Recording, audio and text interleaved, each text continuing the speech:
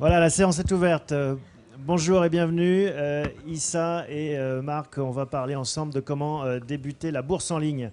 Sujet qui intéresse plein de monde, soit parce qu'on cherche à ouvrir un compte en ligne, soit parce qu'on fait ses premiers pas et qu'on n'est jamais assez aguerri. Donc on va essayer de profiter de vos lumières. Un mot sur vous déjà pour commencer. Issa, Cortal Consort, c'est vous?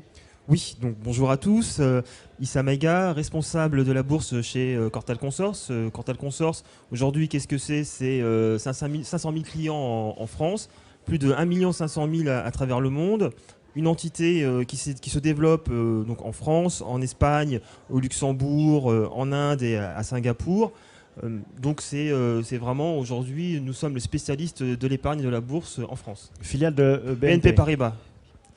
Alors, Marc, un mot sur Nice Euronext et puis votre job chez Nice. Alors, Marc Lefebvre, je suis directeur des activités de listing, c'est-à-dire de cotation de sociétés en bourse en Europe. Et Nice Euronext, je crois que Nice Euronext, tout le monde a bien en tête ce qu'est Nice Euronext. C'est le premier opérateur boursier mondial, cross-atlantique, fort de plusieurs places dans le monde. Londres, Paris, Amsterdam, Bruxelles, Lisbonne.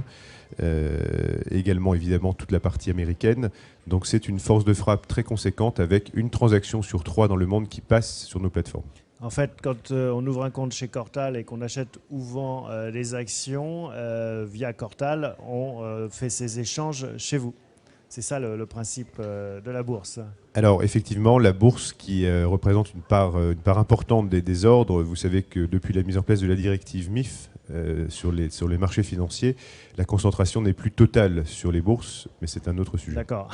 Vous ne travaillez pas forcément en exclusivité l'un avec l'autre. Oui. Un mot donc sur le sujet qui nous intéresse, débuter en ligne. À quoi il faut penser quand on commence à se dire j'ai envie d'investir en bourse? Il y a des très jeunes, je ne sais pas si vous avez des comptes encore ou pas, quel conseil vous leur donneriez à ces jeunes qui n'ont pas forcément de compte en ligne encore? Alors, déjà, de base, je pense qu'on peut déjà éliminer un problème parce que bon, nous sommes en 2011, nous ne sommes plus en 2000. L'équipement en termes d'ordinateur, ce n'est plus un problème. Ce qu'il faut regarder dans un premier temps, c'est pourquoi est-ce qu'on décide d'intervenir en bourse? Quel est son objectif en termes d'investisseurs? Aujourd'hui, investir en bourse, qu'est-ce que c'est? On a la possibilité effectivement de pouvoir passer des ordres via Internet, via des intermédiaires. Aujourd'hui, je rencontre des clients, de nouveaux clients qui souhaitent être complètement autonomes ou allier cette autonomie avec un accompagnement, avec un conseiller. Donc aujourd'hui, déjà, bien définir le cas dans lequel on souhaite intervenir. Ensuite, évidemment, d'abord, s'initier. S'initier, qu'est-ce que c'est? Ça passe par aussi l'apprentissage, la documentation. Se documenter. Où est-ce qu'on trouve de l'information, de l'initiation? Il y a plusieurs sites, blogs, mais moi je vous dirais bien entendu que sur notre site Cortal Consors, nous avons énormément d'informations, énormément également de guides. Il faut être client déjà pour avoir accès à cette information? Non, absolument pas. Vous pouvez y accéder librement dans un premier temps, ou sinon créer un compte membre. Créer un compte membre, donc là on vient vraiment au sujet principal, c'est-à-dire que créer un compte membre, déjà vous donne un premier goût de la bourse. Marc, on parle de la bourse en ligne. Est-ce que vous avez une idée de ce que ça représente la bourse en ligne pour les particuliers par rapport à la bourse, on va dire, intermédiaire avec dans son agence par exemple, bancaire ou autre? Alors en fait, ce qu'on peut dire dans les grandes masses, c'est que l'actionnariat individuel, donc ce qu'on appelle le retail, représente entre 10 et 15% des ordres. En volume, c'est un peu moins, puisque les ordres sont moins importants que des ordres institutionnels. Et sur cette partie, la part effectivement des brokers en ligne est importante. Un mot, donc vous disiez, moi je m'occupe du listing, des cotations, des introductions en bourse, qui est aussi un facteur de motivation des particuliers en général pour s'intéresser à la bourse, parce qu'il y a une campagne souvent de communication qui l'accompagne. La période est moins propice, c'est le moins qu'on puisse dire. Alors la période est difficile, effectivement, avec la forte volatilité des marchés. Cela dit, on a vu le marché se réouvrir justement sur les PME et entreprises de taille intermédiaire en 2010 et ça a continué effectivement en début 2011. Il est important que vous, en tant qu'investisseur individuel, participiez à ces opérations. C'est ce qu'on appelle ces IPO, ces levées en bourse.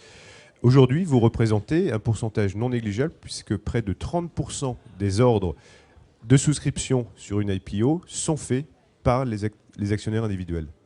Ça, c'est quelque chose que vous mettez en avant, vous, par exemple, chez Cortal, les introductions. Oui. Comment est-ce qu'on fait pour, justement, quand il y a une introduction, pour les prochaines, on espère qu'elles reviendront bientôt, Oui. comment est-ce qu'on fait, en passant par son broker pour souscrire? Eh bien, il y a deux modes, hein. Il y a le premier mode via Internet, parce que nous proposons la possibilité de... en tout cas, nous allons bientôt proposer la possibilité à nos clients bien de participer à des introductions. Et dans un deuxième temps, eh bien, c'est la relation téléphonique avec un conseiller. Nous avons une certaine réserve, c'est-à-dire que nous ne donnons pas de conseils sur une introduction. Nous ne donnons pas de conseils. En revanche, on peut vous informer sur toutes les modalités de l'introduction. Alors, il y a autant de brokers que de profils, hein. C'est un peu comme dans la téléphonie. Il y a différents types de forfaits en fonction de son mode de consommation. Qu'est-ce qu'il faut regarder? Et vous, pour parler de vous, hein, parce que vous allez dire que finalement, vous êtes une offre assez complète, mais c'est quoi le profil pour venir chez Cortal? Alors, on s'adresse à tout type d'investisseurs. Au niveau de la bourse, eh bien, si vous passez des ordres de moins de 500 euros, c'est-à-dire ce que nous appelons des petits ordres, hein, moins de 500 euros. Si vous passez des ordres supérieurs à 3000 euros ou avec une fréquence beaucoup plus importante, eh bien, nous proposons une palette de tarification très très variée. Je m'explique. Nous avons ce que nous appelons les heavy traders, donc les gros traders, les traders actifs. Et pour ces traders, eh bien, pour ces investisseurs donc, actifs, nous proposons une tarification qui vous permet eh bien, de ne pas avoir le poids des frais. De l'autre côté, nous avons une tarification pour les petits ordres, qui permet eh bien, à l'investisseur qui d'abord eh bien, veut faire ses armes, d'investir sans être pénalisé par les frais. Parce que ce qui est très important, et c'est ce que je vois, c'est ce que je ressens, et lorsque je discute avec certains investisseurs, c'est cet oubli des frais. Parce qu'évidemment, aller sur le marché pour acheter 4 titres BNP ou 4 titres Société Générale et qu'on n'a pas en tête les frais, et bien du coup, pour la revente, ça devient un peu plus compliqué. Marc, on a vu le besoin de s'informer, de sélectionner son broker. À quoi il faut penser d'autre quand on veut débuter, quand on s'intéresse à la bourse en ligne? Mais il est extrêmement important de bien effectivement réfléchir au segment sur lequel on veut aller. Vous savez qu'on a une diversité de sociétés au sein de Euronext, hein. On a plus de 1200 sociétés cotées, donc ça va des très très grosses capitalisations aux petites entreprises. Il est très important de comprendre que la bourse, c'est également, vous avez vous en tant qu'investisseur en bourse un vrai rôle au sein de l'économie réelle, donc de financement de l'économie réelle, car quand vous investissez dans une PME, vous investissez en fait pour le développement de cette PME. Donc c'est très important de bien réfléchir effectivement au segment que l'on souhaite privilégier. Issa, vous vouliez ajouter quelque chose? Oui, en termes d'investissement, c'est vrai. Ce que disait Marc, c'est ce que je disais aussi en préambule, c'est savoir pourquoi est-ce qu'on veut entrer sur le marché. D'un autre côté, ce qu'il faut bien avoir en tête, c'est qu'en termes d'investissement, eh bien, il y a des adages, il y a des maximes. Au début, lorsque moi j'ai commencé sur la bourse, donc c'était en 2000, hein, je suis arrivé en avril 2000, et avril 2000, pour ceux qui s'en rappellent, eh bien, c'est le premier crack boursier du Nasdaq. On ne pouvait pas louper lorsqu'on allumait notre téléviseur sur France 2 ou sur TF1. Chaque fois, c'était nouveau record sur le Nasdaq, nouveau record sur le Nasdaq. Eh bien, moi, lorsque je suis arrivé, on m'a dit, écoute Issa, il y a quelques paroles, quelques maximes qu'il faut avoir en tête.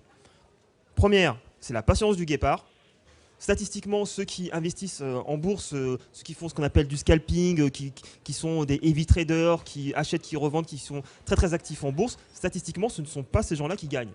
Statistiquement, ce sont ceux qui sont patients et qui sont patients et donc qui sont opportunistes. Autre chose, nous avons des cours actuels qui sont très inférieurs à ce qu'ils étaient il y a quelques mois. Eh bien, qu'est-ce que cela implique? Eh bien, tout simplement, on le connaît tous, hein, on achète au son du canon et on vend au son du violon. Moi, je rajouterais tout simplement la fameuse maxime, eh bien, les arbres ne montent pas jusqu'au ciel et les racines ne descendent pas jusqu'en enfer. Ça veut dire quoi? Ça veut dire qu'aujourd'hui, il y a des opportunités à saisir et que si un investisseur décide d'entrer sur le marché, qu'il achète à 2800 ou à 2900 points, tout dépend de son objectif. Si l'investisseur a un objectif à 2 mois, 3 mois ou 4 mois ou à 1 an et qu'il n'a pas d'objectif immédiat, qu'on achète à 3000 points ou à 3100, il n'y a pas de problématique spécifique. Les racines ne descendent pas jusqu'en enfer. Je ne la connaissais pas celle-là. Écoutez, on va rester sur cette phrase de conclusion pour ce qui est de mes questions. Et maintenant, je vous proposais de prendre la parole pour poser vos questions. C'est l'occasion.